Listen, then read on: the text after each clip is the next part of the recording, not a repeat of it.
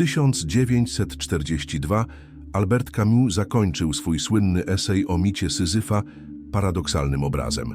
Człowieka, który nawet skazany na bezsensowny wysiłek, znajduje w nim swój sens. Według Camusa powinniśmy wyobrazić sobie Syzyfa szczęśliwego. Prowokacja filozoficzna, która podsumowuje jego pogląd na absurd. Wśród postaci mitologii greckiej jest wiele takich, które jak Syzyf zostały ukarane za to, że odważyły się rzucić wyzwanie bogom. Prometeusz jest jedną z nich, choć jest tytanem, a nie zwykłym śmiertelnikiem. Jego kara była również surowa. Dla Greków Prometeusz należał do pokolenia poprzedzającego bogów olimpijskich, pierwotnej ery, w której siły kosmiczne wciąż walczyły o dominację nad wszechświatem.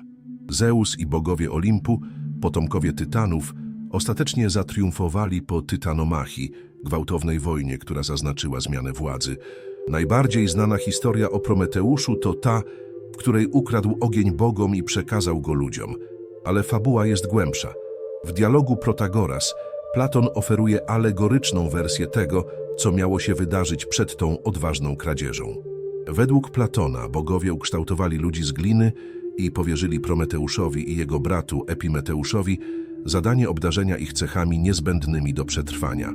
Epimeteusz, z natury impulsywny, jego imię oznacza ten, który myśli później, rozdał umiejętności niedbale. Dał kły lwom, skrzydła orłom, macki kałamarnicom i zapomniał o ludziach. Kiedy zauważył swój błąd, było już za późno.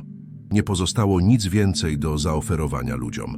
Aby naprawić błąd brata, Prometeusz postanowił działać na własną rękę.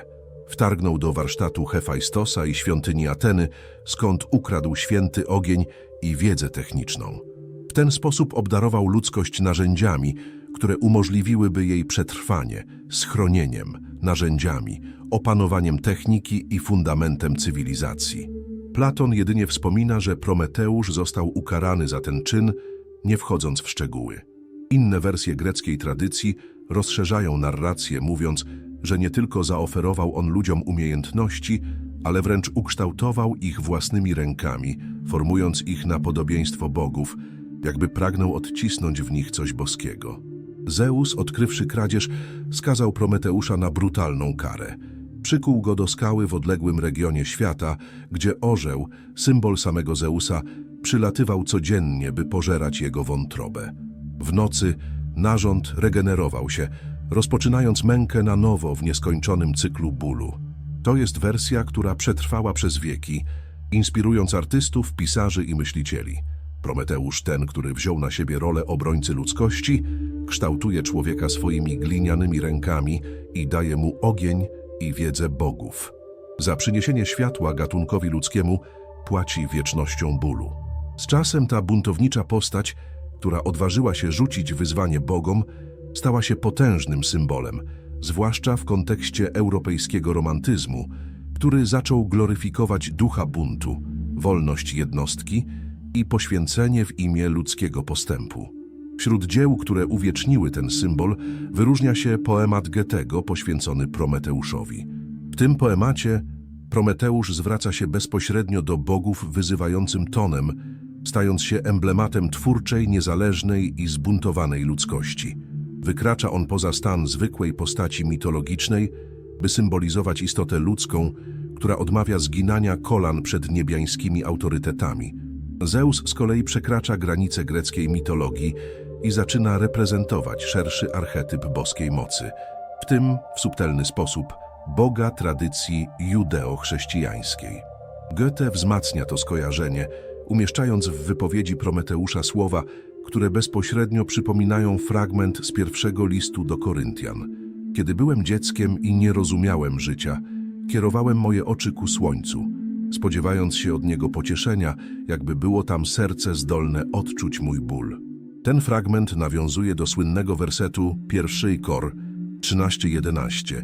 Gdy byłem dzieckiem, mówiłem jak dziecko, myślałem jak dziecko. Ale Goethe nadaje ironiczny ton temu biblijnemu wspomnieniu. Dla jego Prometeusza wiara w bogów jest jedynie złudzeniem dzieciństwa, zależnością, którą dojrzewanie powinno przezwyciężyć. Poemat przedstawia więc wyzwalający zwrot. Z upływem czasu istota ludzka dostrzega, że jest sama we wszechświecie I właśnie w tej samotności znajduje się jej prawdziwa, twórcza wolność. Prometeusz w tej interpretacji reprezentuje przebudzenie ludzkiego ducha, zerwanie z boskim podporządkowaniem i afirmację pełnej autonomii. Nie tylko stawia czoła bogom, kształtuje człowieka własnymi rękami i swoją wolą wznosi nowy świat. Co ciekawe, Goethe pomija z narracji karę nałożoną przez Zeusa, ale około 40 lat później inny poeta przywróciłby ten tragiczny wymiar – Lord Byron. W przeciwieństwie do Goethego, Byron umieszcza ból w centrum narracji. W jego poetyckiej wersji Prometeusz jest nieśmiertelny, ale nosi w sobie ogromne współczucie dla śmiertelników. To z empatii oferuje im ogień i wiedzę i właśnie za to zostanie ukarany. Kara w tej reinterpretacji jest podobna do tej z greckiej tradycji. Prometeusz jest przykuty do skały i codziennie pożerany przez żarłoczne stworzenie. Ale Byron wybiera sępa, nie orła, jako symbol kary. Ta zamiana wzmacnia mroczniejszą i bardziej dekadencką atmosferę męczarni Tytana. Tytanie, o wiecznych oczach ujrzałeś ból ludzi i z litości wzmocniłeś ich ogniem. A co otrzymałeś w zamian? Ciszę, cierpienie, skałę, sępa, łańcuch. Tak pisze Byron ponurym tonem. Ale najbardziej uderzająca nie jest sama kara. To sposób, w jaki Prometeusz ją znosi. Nie błaga, nie krzyczy, nie daje Bogu gromu przyjemności słuchania jego cierpienia. Cierpi w milczeniu. I w tym niezłomnym milczeniu tkwi jego najgłębsze zwycięstwo. Cóż jest bardziej dumnego niż znoszenie bólu bez poddania się? Samotność, która nie narzeka, dusza, która się opiera. Prometeusz, nie uginając się, wznosi się. Nawet uwięziony pozostaje dumny, nieosiągalny. Zeus próbuje go zmiażdżyć, ale nie może odebrać mu godności. Tytan, nawet w łańcuchach, staje się odbiciem ludzkiej kondycji. W zakończeniu poematu Byron dostarcza nam potężnej medytacji. Jesteś symbolem ludzkiego przeznaczenia, pół boskiego, pół śmiertelnego. W tym odbiciu człowiek widzi samego siebie. Kogoś, kto jak Prometeusz jest zdolny spojrzeć własnemu przeznaczeniu prosto w twarz, bez ucieczki. Tytan odczuwał współczucie dla ludzi, złagodził ich cierpienie i dał im siłę wiedzy. I za ten gest zapłacił najwyższą cenę.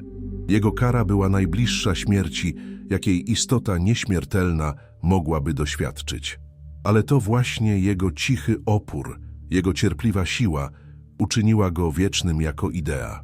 Prometeusz stał się postacią współczującego buntownika, nosiciela ognia, tego, który opanowuje ból, by rzucić wyzwanie boskości. Uczy nas, że bycie człowiekiem to także noszenie nieokiełznanej iskry, odmowa zaakceptowania poddaństwa jako przeznaczenia. W końcu my, tak jak on, odziedziczyliśmy coś głębokiego, świadomość, że życie jest skończone. Prometeusz wiedział, że kradnąc ogień, zmierzy się z karą Pana Olimpu. Mimo to postanowił kontynuować. My również wiemy, że prędzej czy później dosięgnie nas śmierć, a mimo to idziemy naprzód. Jest coś wspaniałego w tym wyborze. To jest dziedzictwo, które otrzymaliśmy. Prometeusz stawił czoła Bogu, kierowany tym, co uważał za słuszne. Wiedział, że zapłaci straszliwą cenę, ale nie cofnął się. To, co nam pozostawia, to surowa i błyszcząca prawda. Niektóre sprawy są tak wielkie, że warte są nawet wiecznego bólu. Istnieją bitwy, które uzasadniają ciężar skały, dziób sępa i chłód łańcuchów. Dla nas, którzy kroczymy z ciężarem śmiertelności, Prometeusz uczy, że istnieją ideały, za które warto oddać wszystko, włącznie z własnym życiem.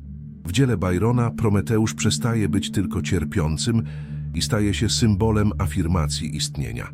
Nawet w obliczu niekończącego się bólu i pewności końca wybiera opór. I ta decyzja jest jego prawdziwym zwycięstwem. Rozpuszcza strach przed śmiercią. Linia horyzontu, choćby najciemniejsza, traci swą moc wobec niezniszczalnej woli tego, kto postanawia nadać życiu znaczenie. To jest istotą prometejskiego ducha, zaakceptowanie istnienia w całej jego intensywności, z bólem, z cieniami, z upadkami, a mimo to przekształcenie go w zwycięstwo. To krzyk, nawet z rozdartym ciałem, nawet z wyczerpanym duchem i powiedzenie było warto. Prometeusz przyniósł ludziom światło i wiedzę i za to stawił czoła wieczności bólu, ale zniósł wszystko w milczeniu, z mocą, przekonany, że jego poświęcenie miało wartość. Powinniśmy żyć naszym życiem z tą samą odwagą, z jaką on stawił czoła swojej karze. Szukać własnego ognia, własnego celu, własnego oddania, abyśmy, gdy spojrzymy wstecz, nawet naznaczeni bliznami drogi, mogli jasno stwierdzić, było warto. Do tej pory obserwowaliśmy mit Prometeusza przez dwa różne soczewki. Pierwsza, zaproponowana przez Goethego, wychwala pogardę tytana dla bogów, metaforę intelektualnego i duchowego dojrzewania ludzkości, która porzuca dziecięce pocieszenie z niebios.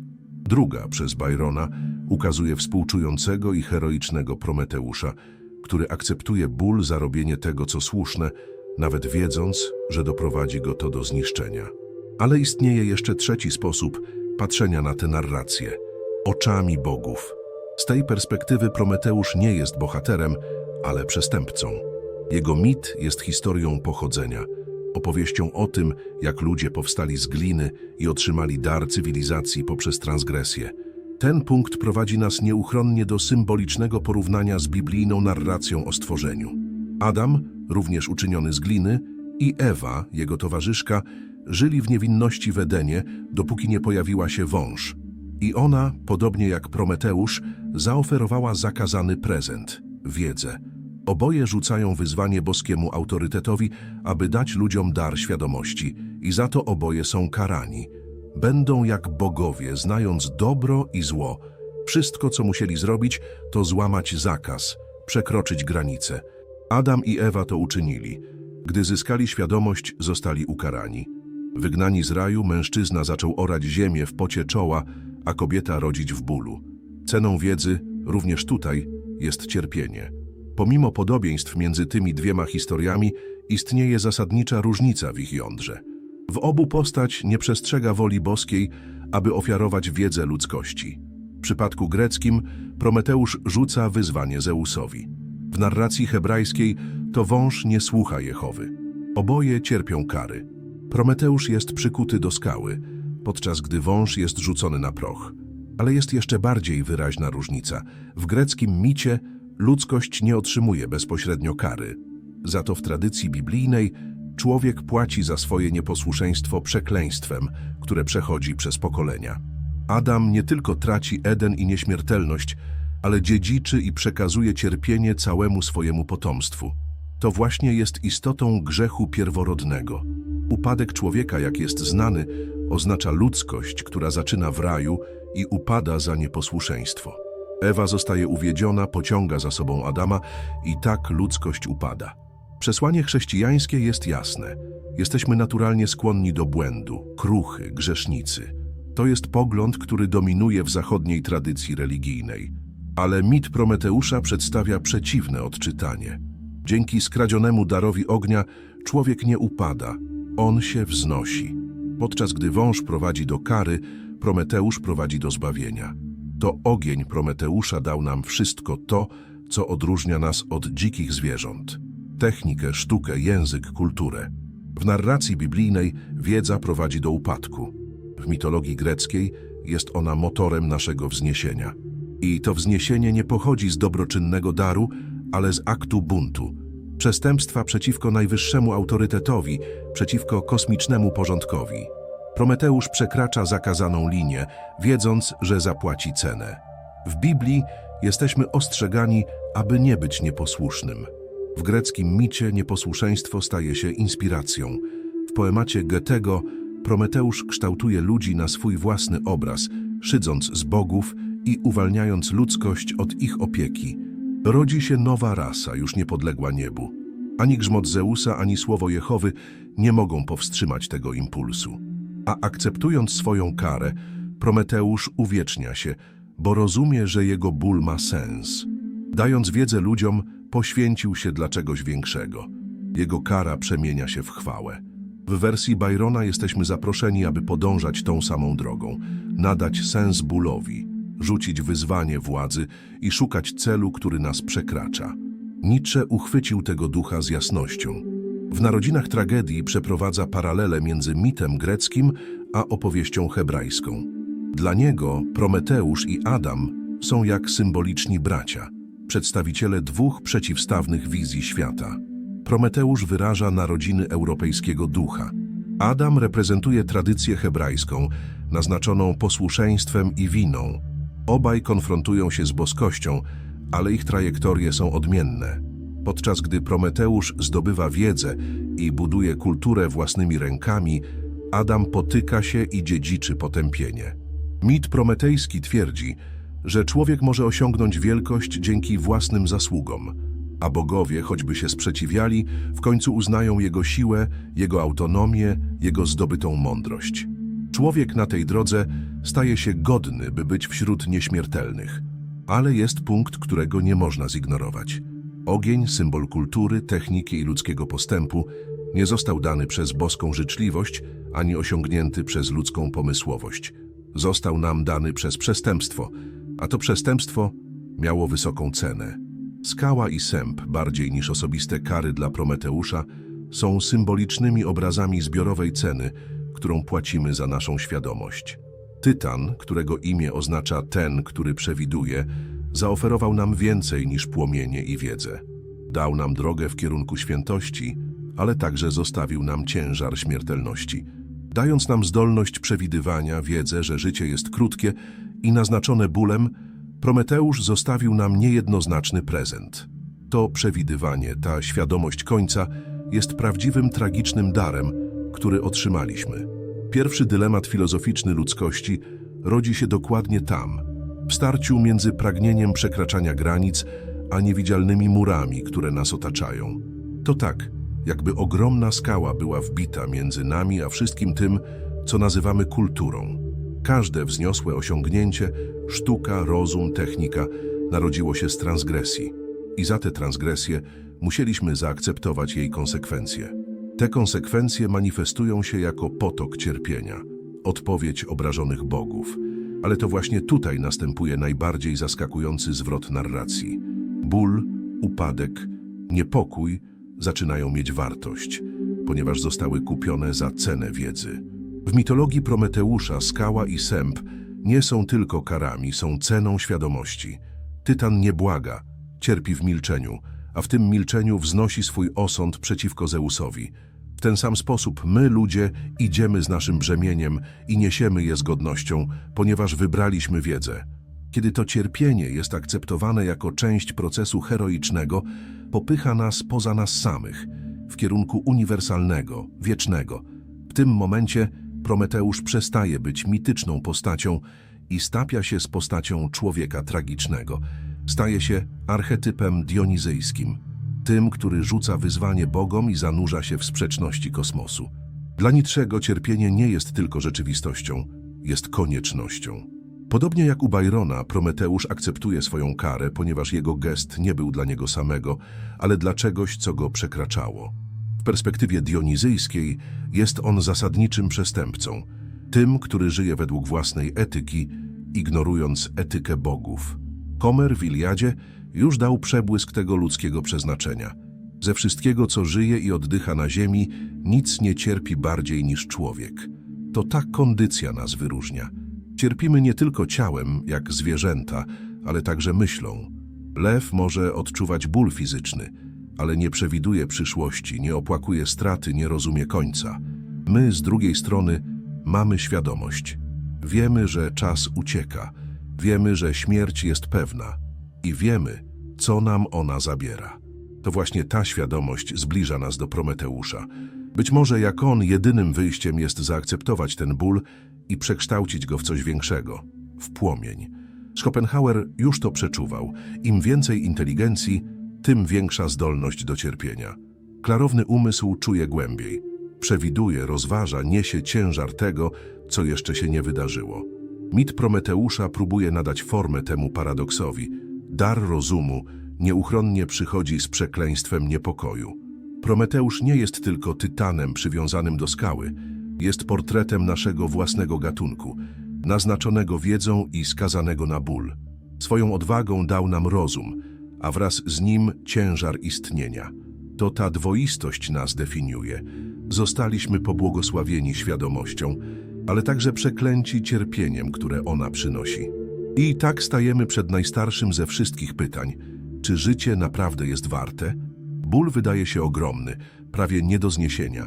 A wobec niego dary życia, miłość, sztuka, piękno czasami wydają się nam zbyt kruche. Ale ci sami Grecy, którzy powiedzieli, że człowiek jest istotą, która najbardziej cierpi, również zostawili nam mit Prometeusza. Mit, który mówi o Tytanie, który z współczucia dał ludziom ogień i zaakceptował swoją karę. Lekcja jest jasna. Nawet z nieuniknionym bólem, mimo wszystko warto żyć. Istnieje coś, choćby najmniejszego, co uzasadnia podróż. Dając świadomość ludzkości, Prometeusz dał nam również brzemię przewidywania. Ale mit przypomina nam, że mimo to jest coś większego niż ból. Błogosławieństwo jest intensywniejsze niż przekleństwo, płomień potężniejszy niż cierpienie. W tym duchu rozumiemy słynne zdanie Nietzschego: tylko jako zjawisko estetyczne egzystencja i świat usprawiedliwiają się wiecznie. Poprzez tworzenie piękno, symbol, życie staje się znośne, czasami nawet świetliste. I tak jak Prometeusz, powinniśmy patrzeć na otchłań z mocą, przejść przez nią i znaleźć w tym przejściu zwycięstwo, przekształcić ból w godność. Jak Camus wyobrażał sobie Syzyfa szczęśliwego, my teraz możemy wyobrazić sobie Prometeusza w spokoju,